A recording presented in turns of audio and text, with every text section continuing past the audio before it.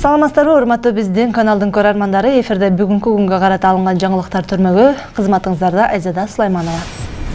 Алгаш жаңылыктардын негизги темалары менен тааныштырам. Айжан Садыркулова эсептөө палатасын башкарат. Камчыбек Ташиев чет өлкөдөн дарыланат. Мектепти ачкыла деп ата-энелер митингге чыгышты.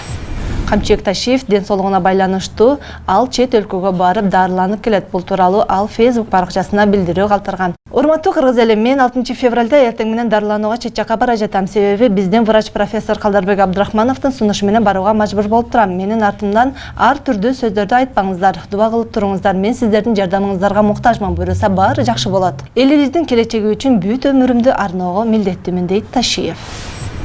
Айжан Садыркулова эсептөө палатасын башкарат. Маркум саясатчы Медет Садыркуловдун кызы Айжан Садыркулова 2016 жылы эсептөө палатасынын аудитор кызматына 5 жылдык мөөнөт менен шайланган. Аталган мекеменин төрагасы Улукбек Марипов өкмөт башчы болуп кеткенден кийин эсептөө палатасын убактылуу Айжан Садыркулова башкармай болду. Бул буйрукка президент Садыр Жапаров кол койду. Апрель айына чейин эсептөө палатасынын аудиторлорунун иштөө мөөнөтү аяктайт. Ага чейин бул мекемени Садыркулова жетектейт. Зулышевдин экс-президент боюнча пикири. Экс-президент Сооронбай Жээнбеков күбө катары сотко чакырылып жатса, сөзсүз барышы керек. Бул тууралуу башкы прокурор Курманкул Зулышев маалымат жыйынында билдирди. Эгер ага айып тагылып жатса, экс-президент макамына таянып келбей койсо болот, деди Зулышев. Белгилей кетсек, экс-президент Сооронбай Жээнбеков мурдагы вице-премьер Дүйшөн Зилалиевдин иши боюнча сотко күбө катары чакырылган. Ал эми Сооронбай Жээнбеков 2 февраль күнү Кыргызстандан Түркияга учуп кеткен, андан ары Сауд Арабиясына умрага бара турганы айтылган болчу. Президентке жаңы кеңешчи дайындалды. Сабиров Равшанбек Азатович Кыргыз Республикасынын президентинин кеңешчиси болуп дайындалды. Президенттин аппаратынын маалымат саясат бөлүмү билдиргендей, тиешелүү жарлыкка президент Садыр Жапаров кол койду.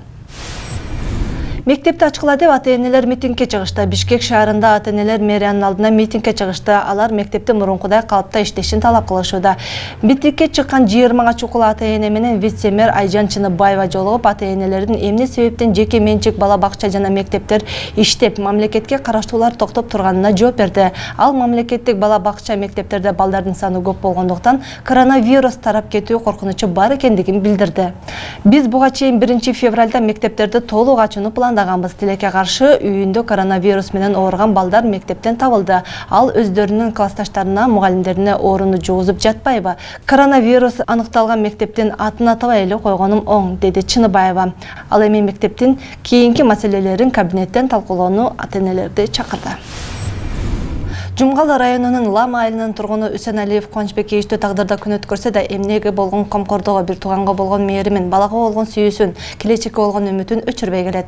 Кубанычбек Үсеналиев 47 жашта, 4 баланын атасы. Келинчеги 5 жыл мурун таштап кеткен боюнча кайрылып келген эмес. Улуу баласы ден соолугуна байланыштуу мүмкүнчүлүгү чектелген, ар убакта жанында. Учурда жашай турган турак жайга муктаж, андыктан колунда бар жарандардан жардам сурайт. Андыктан акыркы учурларда биздин өлкөдө ден соолугуна жана жашоо шартына байланыштуу жардам сурагандар саны арбып барат. Ушуну менен бүгүнкү күнгө карата алынган жаңылыктар соңуна чыкты. Эфирде аба ырайы улантат. Саламатта калыңыздар.